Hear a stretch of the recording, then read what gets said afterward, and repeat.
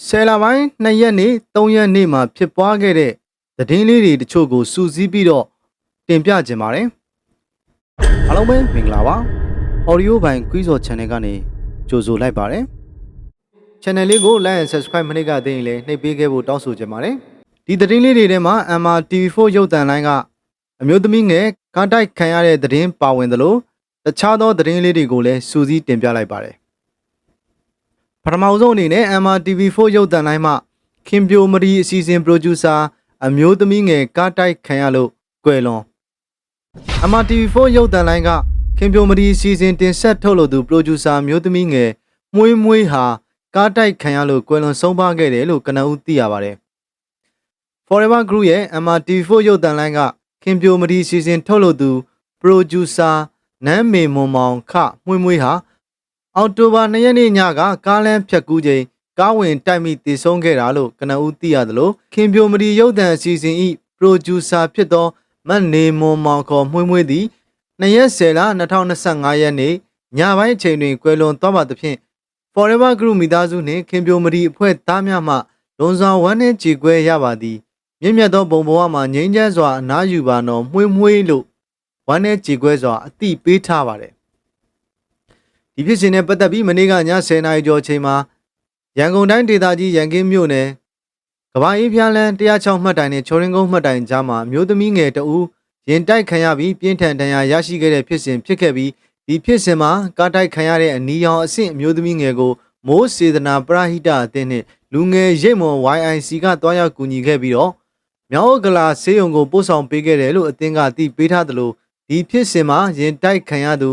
ကွယ်လွန်သူဟာမန်မွေးမွေးဖြစ်တယ်လို့ရေးသားနေပေမဲ့ကွယ်လွန်သူရဲ့ခင်မွန်းနဲ့မိသားစုဘက်ကနာရေးစီစဉ်ပါဝင်တစုံတရာပြောပြလာတာမရှိသေးပါဘူးလို့ပြောပါတယ်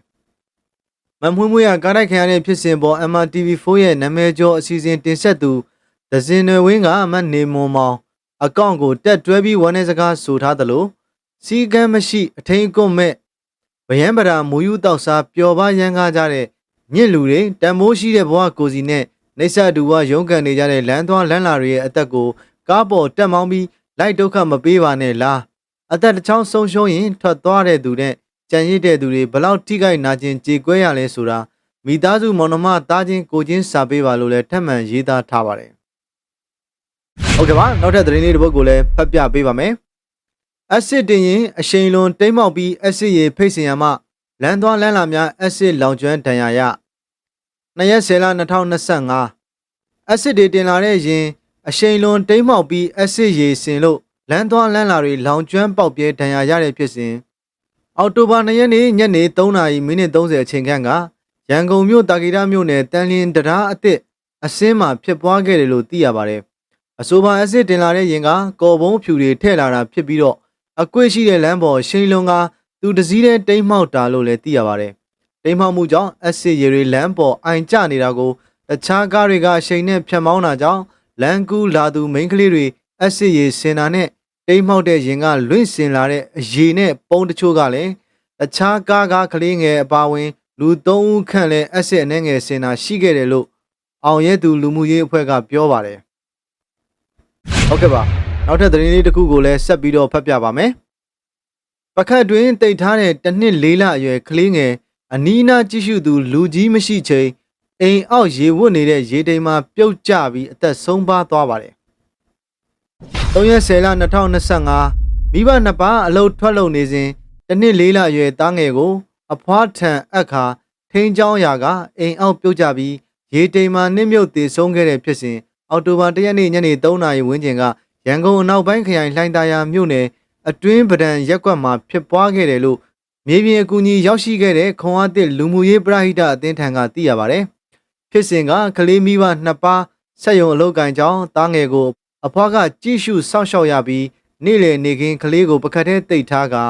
အိမ်အလုပ်လုပ်နေစဉ်ကလေးနိုးပြီးပကတ်မှကြကအိမ်ကျန်းခင်းတပေပက်လက်ခန့်ဖောက်ထားတဲ့အမိုက်စွန့်ရေသွန်းလှုပ်တဲ့အပေါက်ကနေအိမ်အောက်ရှိရေထဲပြုတ်ကျအသက်ဆုံးပါခဲ့တာလို့သိရပါတယ်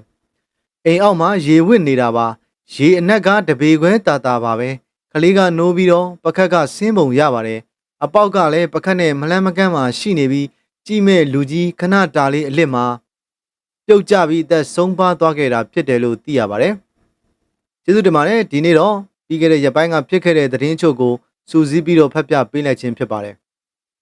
ကျေးဇူးတင်ပါတယ်အသိပညာဘုဒ္ဓရစရာအကြောင်းအရာတွေနဲ့စိတ်ဝင်စားဖွယ်ရာသတင်းအချက်အလက်တွေကိုဖတ်ပြပေးမယ် audio ပိုင်းကွီးစော်ပါ